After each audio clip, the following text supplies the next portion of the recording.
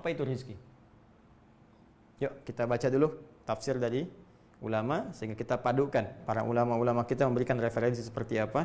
Saya pun sesungguhnya bukan pendapat saya pribadi. Jadi saya cuma pengutip saja, penukil dari keterangan guru-guru kita, ulama-ulama kita, cuma saya padukan. Jadi kalau kami berusaha mengkaji tafsir, saya jajarkan nih tafsir A, tafsir B, tafsir C, tafsir D, kita tunjukkan satu. Setelah itu kita lihat juga dari tatanannya. Kalau disebutkan secara bahasa begini, kita buka kaidah bahasanya, kita samakan persepsinya. Nanti dari situ saya ambil yang paling mudah untuk disampaikan. Kadang-kadang kita pakai PowerPoint dan sebagainya untuk memudahkan. Nah, sekarang supaya lebih menguatkan lagi, salah satunya kita tunjukkan referensinya. Kita telah buka dulu tafsir Ibnu Katsir ya.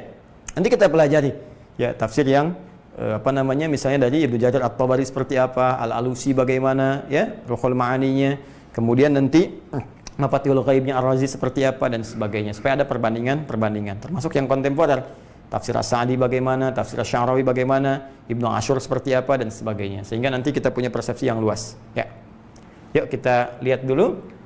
Kita sekarang coba buka yang Al-Wasit dulu ya, dari Syekh Muhammad Sayyid Tantawi. Saya selain Ibnu Katsir membuka yang ini karena saya talaqi langsung, jadi dari gurunya, kitabnya pun didapatkan saat saya di Madinatul Bu'ath di Al-Azhar. Saya dapatkan ini, saya mengaji, jadi argumentasinya lebih enak disampaikan karena gurunya pun pernah kita berhadapan langsung, jadi akan lebih kuat dan merasa nyaman untuk disampaikan. Bismillahirrahmanirrahim, di halaman ke-44. Wa mimma razaqnahum yunfiqun. Adapun yang dimaksud dengan firman Allah Subhanahu wa taala, wa mimma razaqnahum yunfiqun, ay wa mimma atainahum wa malaknahum yatasaddaquna fi wujuhil khair, yaitu dari segala apa yang telah kami berikan kepada mereka dan kami titipkan kepada mereka. Jadi kalimatnya malakna, kami yang punya. Jadi yang punya tetap Allah. Ingat ya teman-teman sekalian, jangan merasa bahwa harta yang sekarang kita pegang, kita tabung, simpan, itu milik kita. Bukan, cuma titipan. Kalau milik itu kan kepunyaan. Kalau kepunyaan itu pasti lekat dengan pemiliknya, ya kan? Ya, spidol milik saya, kemana-mana pasti saya bawa. Pindah tempat saya bawa. Sekarang saya di ruangan ini mengajar. Ya, saya pulang ke rumah, saya bawa spidol saya, punya saya. Ya, kemanapun saya bawa, kemanapun saya pergi, saya beranjak, ini melekat dengan saya. Nah, yang paling menarik kata Allah, yang punya semua harta itu kata Allah, Allah, saya kata Allah. Apa buktinya? Buktinya ketika kamu pindah dari alam dunia ke alam kubur, kamu nggak bawa hartamu. Coba tunjukkan pada saya, siapa yang dikubur dengan rumah-rumahnya? Siapa yang dikubur membawa mobil-mobilnya, semua hartanya? Tunjukkan. Kalau itu milik Anda akan bawa dan melekat dengan Anda. Tapi tanda yang Allah ingin berikan langsung di hadapan kita, ainal yaqin. Ya, bukan ilmu yakin lagi, ainal yakin, dilihat di mata kita, hakul yakin saat masuk ke alam kuburnya. Begitu Anda lihat, Anda saksikan, kita saksikan sama-sama. Bukankah saat kita sholatkan, nggak semua harta dibawa? Coba lihat, kecuali kain kafan, ya kan? Alam kubur itu pun selesai. Coba lihat. Jadi, aduh ya Allah, astagfirullah, semoga Allah berikan petunjuk kepada kita. Orang-orang yang terjebak dengan kehidupan dunia, berangkat gelap, pulang gelap, hanya untuk mengumpulkan harta benda saja. Kalau nggak terarah harta itu, kalau nggak benar penggunaannya, rugi. Karena cuma titipan. Dikasih modal, harta, buat beramal, buat tijarah, buat bisnis nih, supaya untung saat pulang kepada Allah dapat keuntungan. Ya, Anda dikasih modal, tapi nggak digunakan dengan baik. Alih-alih digunakan untuk berkreasi, dapat keuntungan, Anda gunakan foya-foya, sana sini, ada yang pakai judi, pakai ini, pakai itu. Habis harta, perusahaan hancur semua. Anda aja merasa nggak nikmat. Sekarang Allah kasih modal, Anda sia-siakan. Perbanyak, hitung. Alladzi jama'a mala wa 'addadah, cuma ngumpul, hitung, tapi nggak benar cara menyalurkannya. Pengelolaannya nggak tepat. Maka ketika pulang, nggak ada yang punya nilai. Makanya ketika bahasanya itu indah, ya, bahasa penafsirannya luar biasa nih. Apa yang kami berikan itu, wa ma'atainahum wa malaknahum, apa yang kami berikan kepada mereka itu, kami yang punya, dititipkan kepada mereka, sehingga mereka merasa memiliki itu. Ya, jelas ya? Baik, jadi ingat, harta titipan, ilmu titipan, kedudukan titipan, semua punya pertanggungjawaban di hadapan Allah Subhanahu wa taala. Yatasaddaquna fi wujuhil khair. Mereka menggunakan itu, ya, mereka mengelola itu pada segala hal yang baik-baik, digunakan pada yang baik. Ya, sedekah. Ya, sesuatu yang benar, sesuatu yang baik. Baik, nanti kita rinci. Wa yamudduna aydiyahum bil ihsan lil faqiri wal miskin. Kemudian mereka melebarkan tangan mereka, meluaskan pemberian mereka bil ihsan dengan cara yang baik yang diridhai Allah. Ihsan di hadis Muslim nomor hadis ke-8 disebutkan anta'budallah, kembali ibadah, visi hidup kita yang tadi saya jelaskan. Anta'budallaha ka'annaka tarahu fa illam takun tarahu fa innahu yarak. Engkau menjadikan aktivitasmu sebagai ibadah. Nah, sekarang itu komitmen kita, visi kita, misi kita, hidup kita di situ. Kita dititipkan harta, bagaimana caranya harta jadi ibadah? Diberikan kepada istri, dikelola di rumah tangga jadi ibadah. Diberikan kendaraan, kendaraan jadi ibadah. Dibelikan sepeda, sepeda mengantarkan pada ibadah. Dibelikan mobil, mobil mengantarkan pada ibadah. Dibelikan pakaian, pakaian digunakan untuk ibadah. Buka lemari pakaian Anda. Dari sekian pakaian yang telah dikoleksi, berapa di antara pakaian yang belum pernah dipakai ibadah? Jangan-jangan ada yang belum pernah dipakai sholat. Lihat koleksi alas kaki Anda, sepatu, sendal yang udah dipakai kondangan, dipakai setahun sekali, pernah nggak dipakai ke majlis ta'lim, dipakai menunaikan ibadah, pakai ke masjid. Lihat, itu akan dihisab. Jelas. Baik, jadi segala hal jadikan sebagai ibadah dan lakukan semua karena Allah. Seakan-akan ya kita sadar Allah mengawasi kita walaupun kita tak mampu melihatnya. Ya, anta'budallaha ka'annaka tarahu fa illam takun tarahu fa innahu yarak. Ilal faqiri wal miskin, kepada orang yang membutuhkan, baik dalam kalangan yang sangat membutuhkannya ataupun yang punya keterbatasan, dia punya pekerjaan tapi tak mampu memenuhi hajat hidupnya. Sekarang dirinci. Warizqu 'inda jumhuril ulama. Adapun pengertian rizki ini. Ya, wa mimma razaqnahum. Sebelum kita masuk ke infak, kita terangkan rizki dulu. Dari sebagian rizki, dari rizki yang banyak yang kami berikan, kami titipkan kepada mereka, itu mereka infakkan. Apa itu rizki?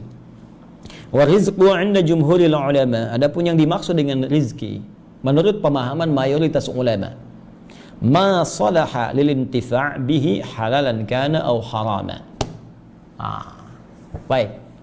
Ma salaha lil intifa' bihi, segala yang baik untuk dimanfaatkan.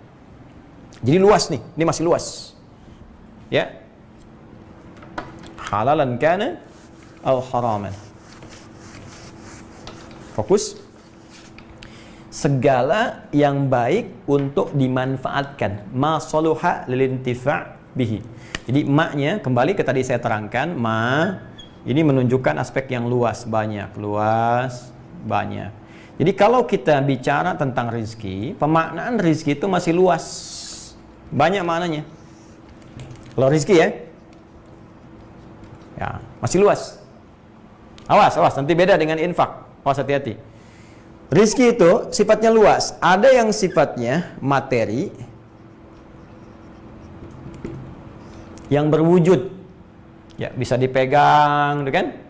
Ya bisa digunakan beraktivitas, bisa dikreasikan. Di sini kita tuliskan uang, nah, itu rizki. Makanan, itu rizki.